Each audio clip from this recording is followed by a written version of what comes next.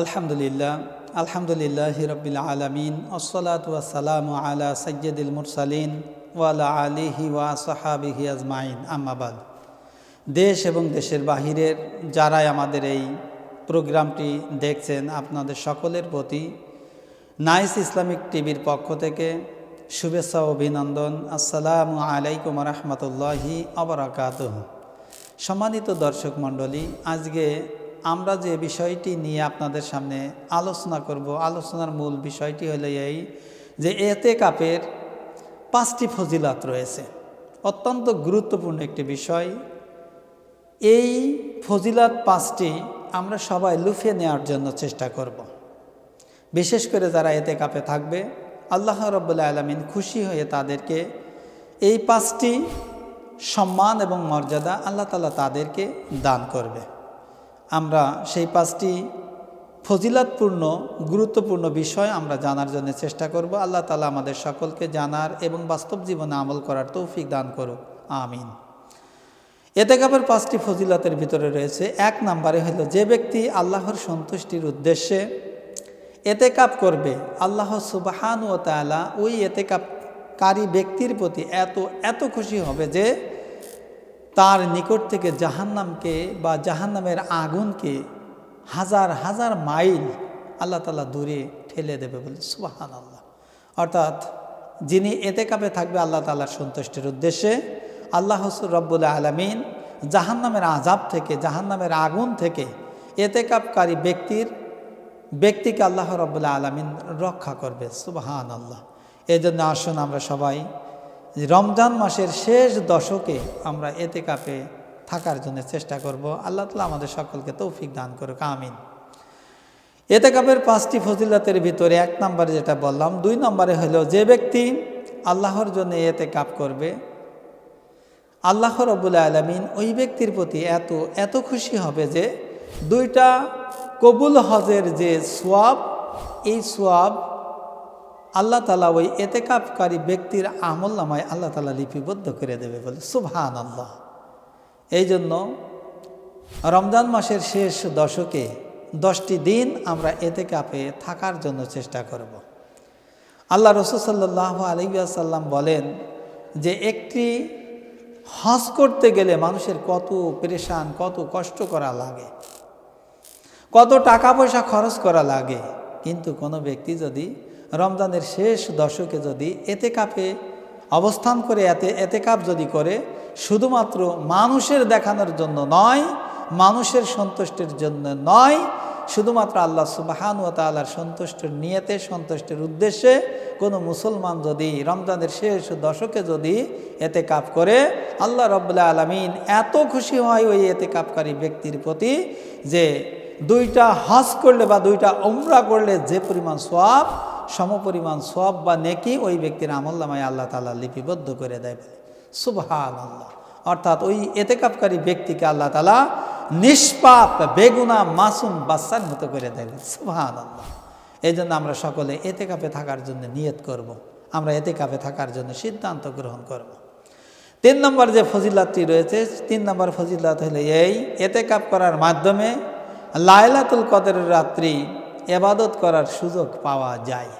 আল্লাহ রাসূল সাল্লাল্লাহু আলাইহি ওয়াসাল্লাম রমজান মাসটাকে 3 ভাগে বিভক্ত করা হয়েছে। প্রথম দশককে বলা হয় রহমতের 10 দিন, দ্বিতীয় দশক অর্থাৎ মধ্য দশককে বলা হয় আপনার মাগফিরাতের 10 দিন, আর তৃতীয় 10 দিনকে বলা হয় নাজাতের 10 দিন।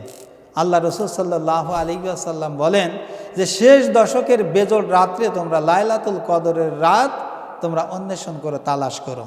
কেননা লাইলাতুল কদরের রাতে কোনো ব্যক্তি যদি ঈমান এবং ইহতিসাবের সাথে গুনাহ মাফের নিয়তে, আল্লাহর নৈকট্য অর্জন করার নিয়তে যদি কেউ ইবাদত করে, আল্লাহ রাব্বুল আলামিন তার জীবনের যত গুনাহ আছে সমস্ত গুনাহ মাফ করে তাকে বেগুনাহ মাসুম বানিয়ে দেয় বলে সুবহানাল্লাহ।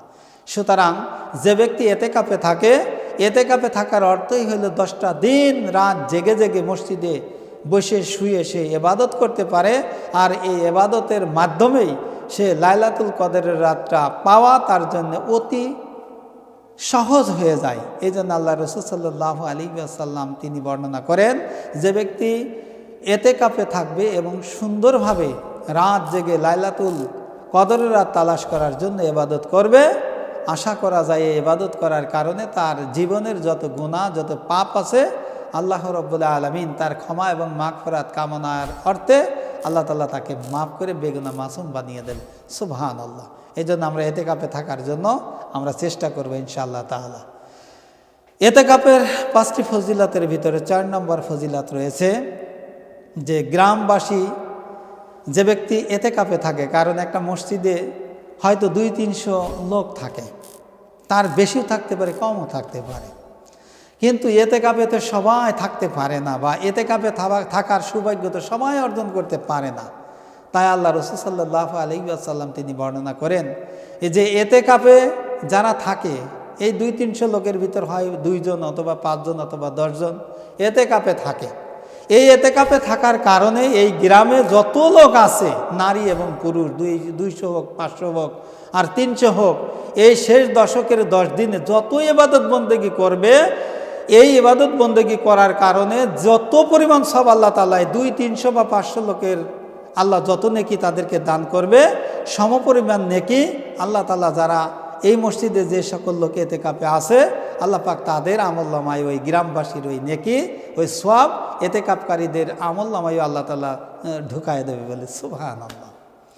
এই জন্য যারা এতেকাফে থাকবে এরা অতি সৌভাগ্যবান ব্যক্তি ছাড়া এতেকাফে শেষ দশকের এই 10 দিনে এতেকাফে থাকা এটা কখনো সম্ভব নয়। এই জন্য আমি আপনাদের সকলকে উদাত্ত আহ্বান করব, আসুন আমরা সবাই রমজান মাসের শেষ দশকের এই 10 দিনে আমরা এতেকাফ করার জন্য আমরা চেষ্টা করব। আল্লাহ তাআলা আমাদের সকলকে তৌফিক দান করুক। সর্বশেষ সম্মান এবং তার জন্য যে ফজিলতপূর্ণ যে বিষয়টি রয়েছে সেটি হলো এই যে ব্যক্তি এতেকাফে থাকবে, এতেকাফকারী তওবা করে ফিরে আসার কারণে আল্লাহ রাব্বুল আলামিন তাদের প্রতি এত খুশি হবে যে তার জীবনে যত অপরাধ করেছে, যত গুনাহ করেছে, যত অন্যায় করেছে, যত কবিরা গুনাহ করেছে, শিরিক হোক বেদাত হোক কবিরা হোক, এই এতেকাফে যে ব্যক্তি আছে শেষ দশকে যদি ইবাদত করে, লাইলাতুল কিয়াম করে, সালাত আদায় করে, কোরআন অধ্যয়ন করে, জিকির করে আল্লাহ রাব্বুল আলামিনের কাছে যদি কেঁদে কেঁদে চোখের পানি ফেলে ওই ব্যক্তি যদি আল্লাহ তাআলার কাছে যদি ক্ষমা চায়, তওবা যদি করে ফিরে আসে, আল্লাহ রাসূল বলেন যে তার জীবনে যত পাপ যত গুনাহ করেছে সমস্ত গুনাহ মাফ করে আল্লাহ তাআলা তাকে বেগুনাহ মাসুম বানিয়ে দেবে। সুবহানাল্লাহ। এই জন্য আসুন আমরা সকলেই এতেকাফে বসার চেষ্টা করব। রমজান মাসের শেষ দশকে এই 10টা দিন এতেকাফ করে আমরা এই 5টা ফজিলতপূর্ণ যে বিষয়টি নিয়ে আলোচনা করলাম এগুলো লুফিয়ে নেওয়ার জন্য আমরা চেষ্টা করব, এবং এতেকাফের মাধ্যমে জীবনের সকল গুনাহ খাতা মাফ করে নিজের জীবনটাকে পাপ এবং কলুষিত মুক্ত করার জন্য চেষ্টা করব। আল্লাহ সুবহানাহু ওয়া তাআলা আমাদের সকলকে রমজান মাসে 30টি রোজা রেখে সর্বশেষ দশকে এতেকাফ করার তৌফিক দান করুক, এই আশাবাদ ব্যক্ত রেখেই আজকের আলোচনা পর্যন্ত শেষ করছি। ওয়া আখিরি দাওয়ানা আলহামদুলিল্লাহি রাব্বিল আলামিন। আসসালামু আলাইকুম ওয়া রাহমাতুল্লাহি ওয়া বারাকাতুহু।